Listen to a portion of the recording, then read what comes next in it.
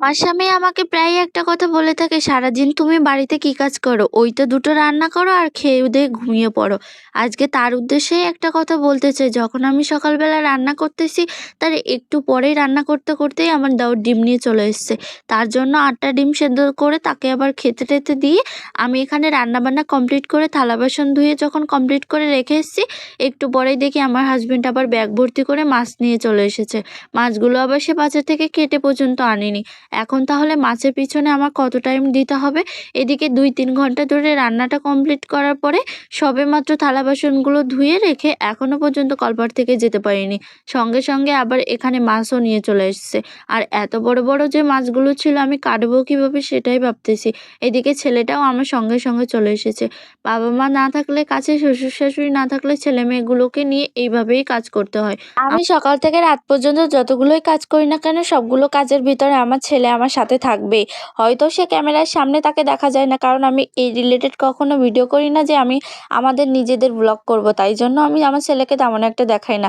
কিন্তু আমার এমন কোনো কাজ নেই যে আমার সেই সমস্ত কাজগুলোতে আমার ছেলে আমার হেল্প করে না। হেল্প করতে বলতে কি সমস্ত কাজেই কিন্তু সে আমার পাশে থাকে। এদিকে দেখো তোমাদেরকে দেখাচ্ছি আমার রান্নাঘরটার ভিতরে কিন্তু সবকিছু পরিষ্কার পরিচ্ছন্ন করে আমি এখান থেকে চলে গেছিলাম থালা বাসন ধুতে। এরপর থালা বাসনগুলো মাজার পরে সঙ্গে, সঙ্গে মাছ এনেছিল।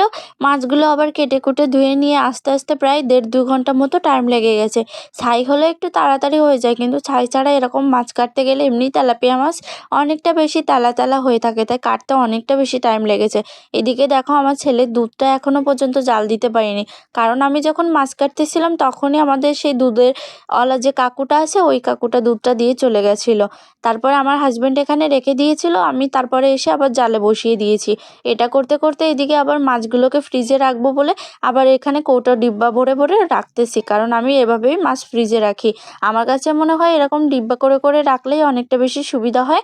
আর আমার যখন যেটা একটা করে ডিব্বা বের করে নিই, যখন যেটা প্রয়োজন হবে সেরকম করেই আমি আমার মতো ইউজ করে থাকি। আমি এভাবেই ফ্রিজের ভিতরে জিনিসগুলো রাখি। এদিকে সমস্তগুলো রেডি করা হয়ে গেছে, এদিকে আমি এখন রেখে দেবো। এগুলো করতে, করতে কিন্তু অনেকটা পরিমাণে বেলা হয়ে গেছিলো। প্রায় ১:৩০-২টো পর্যন্ত বাজতে চলে গেল। এদিকে সকালের বেলা খাওয়া ছেলেটাকে পর্যন্ত এখনও খাওয়াতে পারিনি। আমার এখানে শুধুমাত্র আমি একা মহিলা বলে আমার অনেকটা বেশি সমস্যা হয়েছে আমার ছেলেটাকে নিয়ে সমস্ত কাজকর্মগুলো করতে। এদিকে সে আবার সারারাত জাগে। প্রচুর পরিমাণে রাত জাগায়, যার কারণে আমি সকালবেলা উঠতেও জীবনের এই মাছগুলো শেষ পর্যায়ে এসে করে অন্তত উঠতে না এতটুকু উঠতেই বুঝেছি এখানে জীবনের আবার ভাই সবকিছুতেই মাছ ধৈর্য নিয়ে ছাড়া চলে এসছে। কিছুই নাই। আবার ছেড়ে সেই চলে গেলে মাছগুলো ধৈর্য, ধুতেও কেউ চলে রাগ এসেছি করলে ধৈর্য, কলপাড়ে। কেউ সারাদিন মনে কুৎসিত হচ্ছে কথা আজকে বললে মাছ ধুয়ে সেটাতেও ধুয়েই ধৈর্য ধরে কাটাতে হবে। থাকতে হবে। বেশিরভাগ চরিত্র নিয়ে টাইমটা কথা আজকের বললে এই কাজ সেটাতেও করতে ধৈর্য, করতেই কেউ চলে গেল। কিছু চাইলেও এখনো ধৈর্য, কিছু পর্যন্ত না পেলেও দুপুরের ধৈর্য। কোনো কাজই হয়নি।